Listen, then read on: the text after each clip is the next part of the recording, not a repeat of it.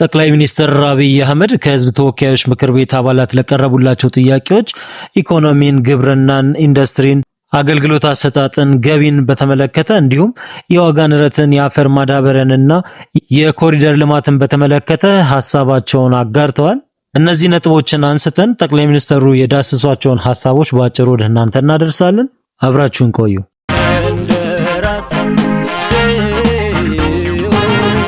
ጠቅላይ ሚኒስትር አብይ አህመድ ኢኮኖሚን በተመለከተ ባለፉት 8 ወራት በዋና ዋና የኢኮኖሚ አመላካቾች ታላላቅ ስኬቶች ተመዝግበዋል።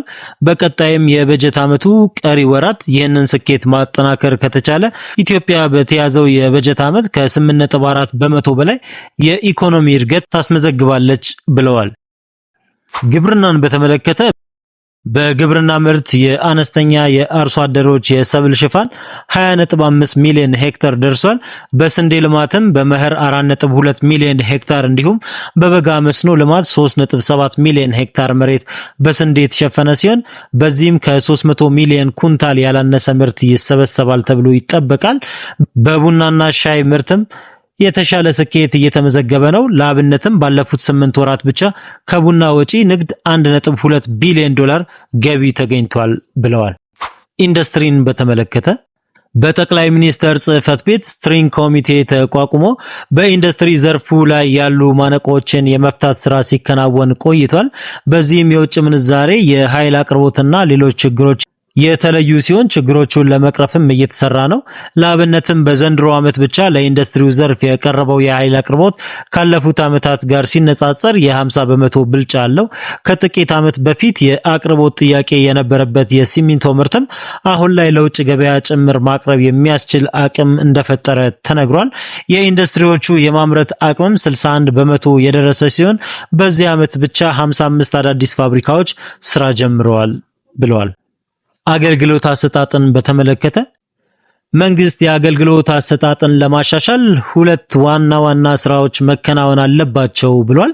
አንደኛው በቀበሌ ደረጃ የተጀመሩ የለውጥ ስራዎች ሲሆኑ እያንዳንዱ ቀበሌ አገልግሎት እንዲሰጥ ለማድረግ የሚያስችል አቅሞችን መገንባት ነው። በዚህም ሁሉም ቀበሌዎች ያላቸውን ሀብት በቁጥር ለይተው አገልግሎት መስጠት የሚያስችል ነው። ይህ ተጠናክሮ መቀጠል አለበት። ሁለተኛው መሶብ የተሰኘ አገልግሎት ሲሆን በሙከራ ደረጃ በሲቪል ሰርቪስና በፕላንና ልማት ሚኒስቴር በሲስተም ይጀመራል።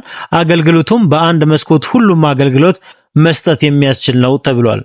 ገቢን በተመለከተ ባለፉት 8 ወራት 580 ቢሊዮን ብር በላይ ገቢ ተሰብስቧል። ነገር ግን መንግስት የሚሰበስበው ገቢ ከጥቅል ሀገራዊ ምርት አንጻር ከ7 በመቶ አይበልጥም። ይህንን ማሻሻል አለብን። በየአካባቢው የሚቀርቡ የልማት ጥያቄዎችን መመለስ የምንችለው ገቢያችንን በበቂ ሁኔታ ማሳደግ ስንችል ነው ማለታቸውን ሰምተናል። የዋጋ ንረትን በተመለከተ መንግስት በከፍተኛ ሁኔታ ድጎማ በማድረግ የዋጋ ንረቱ ዝቅተኛ ገቢ ያላቸውን ዜጎች እንዳይጎዳ በጥንቃቄ እየተሰራ ነው። ለአብነትም መንግስት በአንድ ኩንታል ማዳበሪያ 3700 ብር ይደጉማል። ለነዳጅም 72 ቢሊዮን ብር ተደጉሟል። በዚህም በሊትር 28 ብር እንደጉማለን። የደሞዝ ጭማሪ በማድረግም ቋሚ ገቢ ያላቸውን ዜጎች ገቢያቸው እንዲያድግ እየተሰራ ነው። ይህ ስራም ተጠናክሮ ይቀጥላል ሲሉ ጠቅላይ ሚኒስትሩ ተናግረዋል። የአፈር ማዳበሪያን በተመለከተ እንደ ህዳሴ ግድብ ሁሉ የኢትዮጵያ ቀጣዩ ታላቁ ስራ የአፈር ማዳበሪያ ፋብሪካ ነው። ማዳበሪያ በሀገር ውስጥ ማምረት መጀመር አለብን። ይህን ስራም በተለይ ከግሉ ዘርፍ ጋር በመተባበር ለመስራት እየተጋን ነው። አሁን ላይ ግን ኢትዮጵያ በየዓመቱ 24 ሚሊዮን ኩንታል ማዳበሪያ የሚያስፈልጋት ሲሆን ይህን ፍላጎት ለማሟላትም በየቀኑ 150 ሺህ ኩንታል ማዳበሪያ ወደ ሀገር ውስጥ እናጓጉዛለን ማለታቸው ተሰምቷል። የኮሪደር ልማትን በተመለከተ የኮሪደር ልማት ከዛሬ ባሻገር ቀጣዩ ትውልድን መሰረት ያደረገ ነው። በአዲስ አበባ ብቻ በኮሪደር ልማት አማካኝነት ከ200 ኪሎ ሜትር በላይ መንገድ ተሰርቷል። ሰፋፊ የእግረኛ መንገዶችም ተከናውነዋል። በኮሪደር ልማቱ ለተነሱ ዜጎችም በቂ ካሳ ተከፍሏል። እስካሁን ባለው ሂደትም ከ17 ቢሊዮን ብር በላይ ካሳ ተከፍሏል። በሁሉም የክልል ከተሞችም አስደማሚ ስራ እየተከናወነ ነው። ለአብነትም በሐረር ከተማ በዜጎች ተሳትፎ የተከናወነው ስራ ለሁሉም ከተሞች ምሳሌ የሚሆን ነው ሲሉ ጠቅላይ ሚኒስትሩ ኢኮኖሚ ነክ ይዘት ላላቸው ጥያቄዎች ምላሽ ሰጥተዋል። ለዛሬ የነበሩ መረጃዎች እነዚህን ይመስላሉ። መልካም ቀን እንመኝላችኋለን። በቀጣይ ሌሎች አዳዲስ መረጃዎችን ይዘን እስክንገናኝ ድረስ ሰላም።